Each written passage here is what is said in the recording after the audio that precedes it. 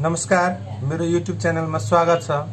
आज cash flow स्टेटमेन्टको part 2 लिएर म आइसकेको छु। भनेपछि आज पार्ट 2 मा आज हामी पढ्छौं full format of cash flow from investing activities पढ्छौं। Full format of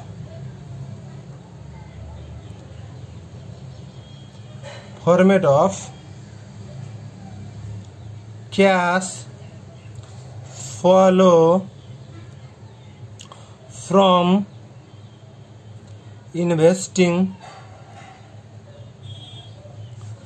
activities। यसको फर्मेट हुन्छ पार्टिकुलर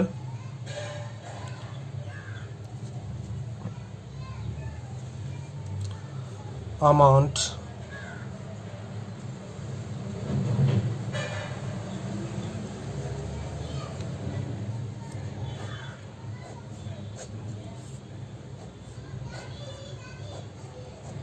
अब यो cash flow from investing activities मा कस्तो किसिमको आइटमहरु आउँछ त भनेपछि यसमा फिक्स एसेट र इन्भेस्टमेन्ट सँग रिलेटेड आइटमहरु आउने गर्दछ। त भनेपछि यदि हामी पर्चेज गर्छौं भने जस्तै purchase of plant and machinery भनेपछि पर्चेज गर्यो हामीले प्लान्ट एन्ड मेसिनरी पर्चेज गर्यो भने क्याश के हुन्छ? क्याश जान्छ। त भने क्याश जान्छ भने त्यसलाई हामी ब्र्याकेटमा डिनोट गर्छौं। त्यसैगरी sale of plant and machinery sale गरेपछि प्लान्ट एन्ड मेसिनरी सेल गरेपछि क्याश के हुन्छ? बिजनेसमा इन हुन्छ, क्याश आउँछ। त्यसैगरी purchase of land and building भनेपछि ल्यान्ड एन्ड बिल्डिङ हामी पर्चेज गरेछौं भने क्याश के हुन्छ? बिजनेसबाट जान्छ, त आउटफ्लो भयो। त्यसैगरी sale of land and building land and building sale गरेपछि बिजनेस अर्गनाइजेसनमा क्याश इन हुन्छ, तसर्थ क्याश आउँछ, त्यही भएर क्याश इनफ्लो हुन्छ। त्यसैगरी purchase of long term investment हामीले पर्चेज गरेछौं लङ टर्म इन्भेस्टमेन्ट के गरेको छ? हामी पर्चेज गरेपछि आउटफ्लो हुन्छ। त्यसैगरी हामीलाई अब sale of long term investment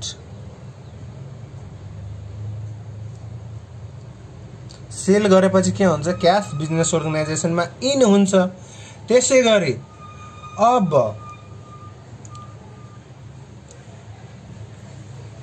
यदि फिक्स एसेटहरुमा इन्ट्यान्जिबल एसेटहरु यदि पर्चेज गर्छौ भने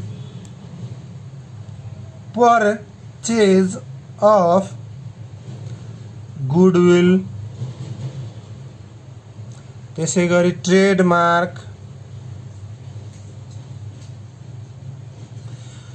त्यसैगरी प्याटेन्ट पर्चेज गर्यो भने क्याश के हुन्छ? आउटफ्लो हुन्छ। त भनेपछि यसमा ध्यान दिनुपर्ने कुरा के छ भन्देखि फिक्स एसेट र इन्भेस्टमेन्ट सँग सम्बन्धित आइटमहरु यसमा आउने गर्दछ। त भनेपछि टोटललाई जोड घटाउ गरेर हामी लेख्छौं cash flow from investing activities र हामी यहाँ डिनोट गर्छौं। अब format of cash flow from financing activities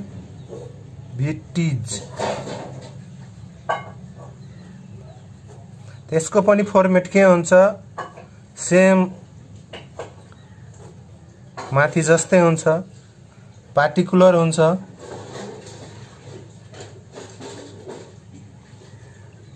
र अमाउन्ट हुन्छ। अब यसमा के हुन्छ भन्देखि लायबिलिटीज साइडमा शेयर र डिबेन्चर र डिभिडेन्ड पेडहरु भनेपछि त्यस्ता किसिमको आइटमहरु आउने गर्दछ। जस्तै इश्यू अफ इक्विटी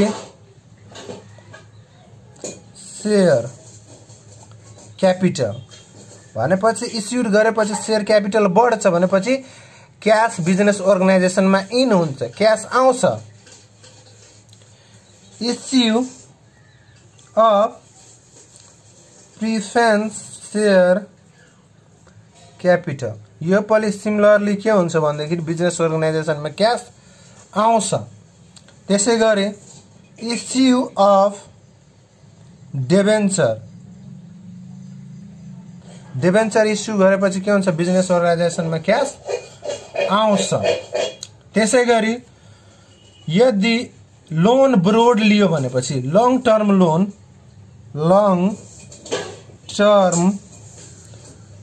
लोन यदि बोरोड गर्यो भनेदेखि के हुन्छ, बिजनेस अर्गनाइजेसनमा क्याश आउँछ।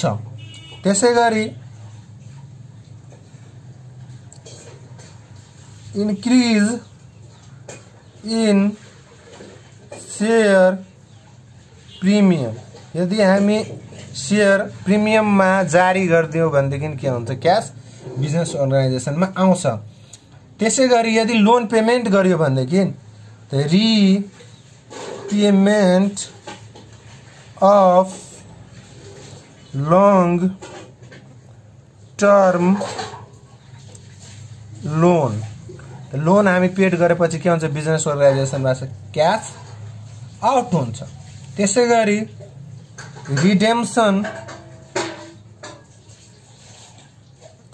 अफ प्रिफरेन्स शेयर क्यापिटल भनेपछि यसमा पनि के हुन्छ, क्याश आउटफ्लो।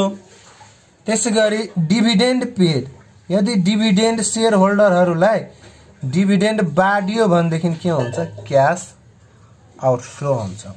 अब सबैलाई जोड घटाउ गरेर हामीलाई के लेख्नु पर्छ भनेदेखि cash flow from financing activities र यहाँ हामीलाई लेख्नु पर्छ। अब हामी कुरा गर्छौं लेजरको। अब यसमा लेजर पनि खोल्नु पर्ने हुन्छ। त कस्तो कन्डिसनमा हामी लेजर खोल्ने त भनेपछि ब्यालेन्स सिट र एडिशनल इन्फर्मेसनमा यदि आइटमहरु म्याच भइरहेको छ भने त्यतिखेर हामीलाई लेजर खोल्नु पर्छ। त यस्तो आवश्यकतामा हामीले लेजर कस्तो खोल्ने भनेपछि जस्तै हामीले खोल्ने हो भने provision for taxation account.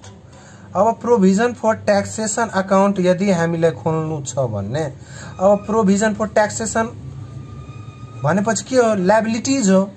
Liabilities को जहिले पनि ओपनिङ ब्यालेन्स भनेपछि ओपनिङ ब्यालेन्स जहिले पनि के हुन्छ, क्रेडिट साइडमा हुन्छ। त बाइ ब्यालेन्स बीडी भनेर हामी लेख्छौं, बाइ ब्यालेन्स बीडी भनेर लेख्छौं र त्यसपछि हामीलाई लेख्नु पर्छ profit and loss account.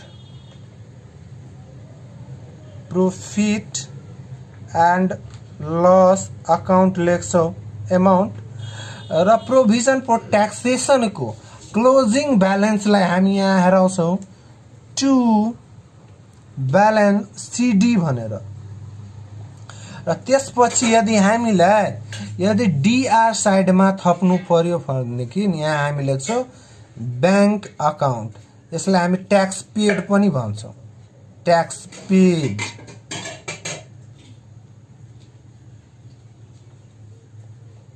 Particular हुन्छ, अमाउन्ट हुन्छ, पार्टिकुलर हुन्छ,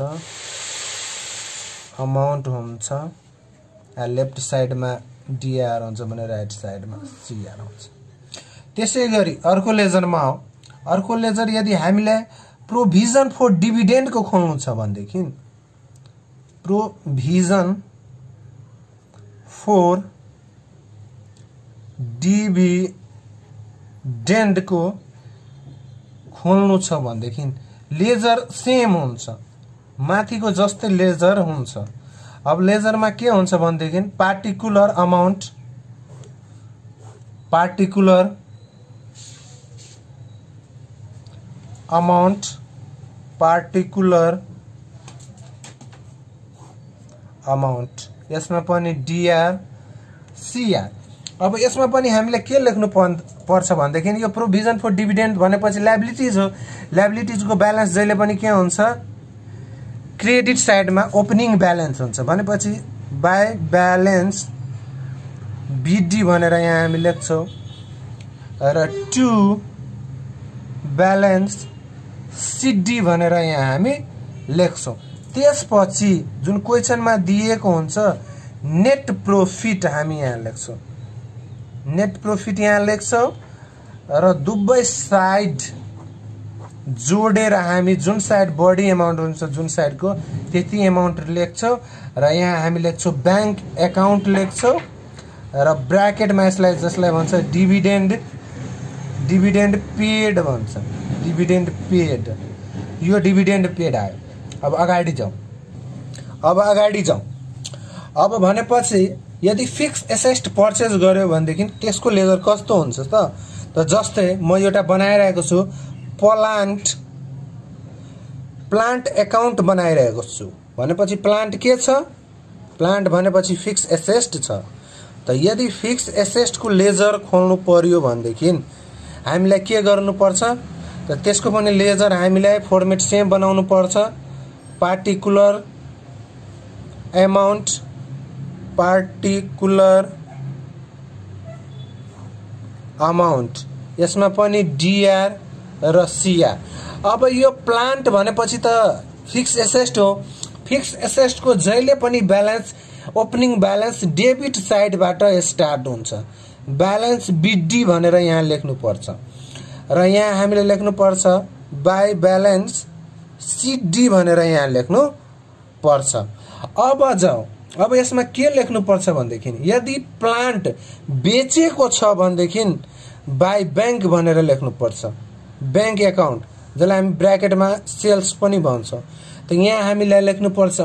अब बाई डिप्रिसिएसन, डिप्रिसिएसनलाई पनि हेराउनु पर्छ। त डिप्रिसिएसन यहाँ हामी हेर्छौँ। यदि लस भएको छ बेच्दाखेरि, यदि लस भएको छ त लस अन सेल भनेर हेराउँछौँ। त्यसै गरी अब हामी के गर्छौँ भने जोड घटाउ गरेर लेख्छौँ र हामीलाई यदि डीआर साइडमा थप्नु पर्यो भनेदेखि हामी लेख्छौँ बैंक एकाउन्ट।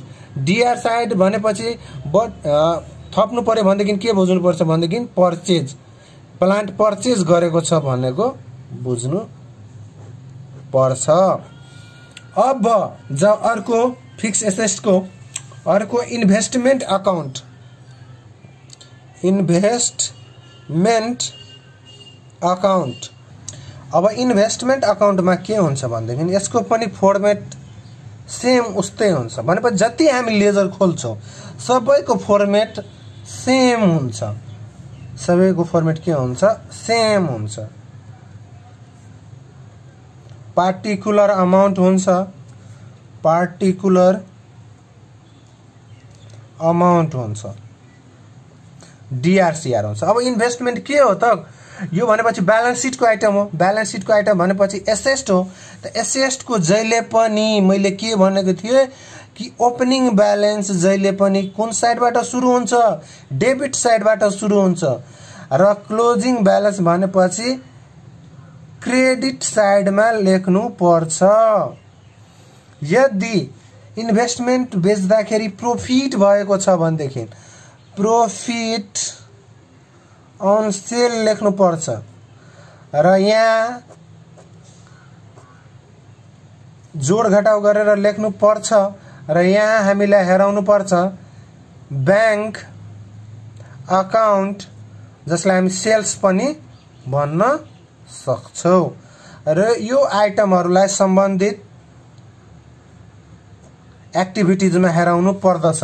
भनेपछि कहाँ हेराउनु पर्दछ त भनेपछि प्रोभिजन फर ट्याक्सेसन, यो ट्याक्स पेड हो। त ट्याक्स पेड कहाँ जान्छ त ट्याक्स भनेपछि अपरेटिङ एक्टिभिटीजमा जान्छ। यो भनेपछि त्यसपछि छ डिभिडेन्ड पेड। डिभिडेन्ड पेड कहाँ जान्छ भनेपछि फाइनेन्सिङ एक्टिभिटीजमा जान्छ। त्यसैगरी plant and machinery, purchase of यदि प्लान्ट यदि फिक्स एसेट्स कुनै पर्चेज गरेको छ भने कहाँ जान्छ, यो जान्छ इन्भेस्टिङ एक्टिभिटीजमा जान्छ र इन्भेस्टमेन्टबाट क्लियर भइरहेछ कि यो इन्भेस्टिङ एक्टिभिटीजमा नै जान्छ। प्लिज मेरो च्यानललाई लाइक, सब्स्क्राइब र बेल आइकनको घन्टी दबाएर ताकि यस्तै भिडियोको लागि तपाईहरुलाई सहयोग पुगोस् भनेर।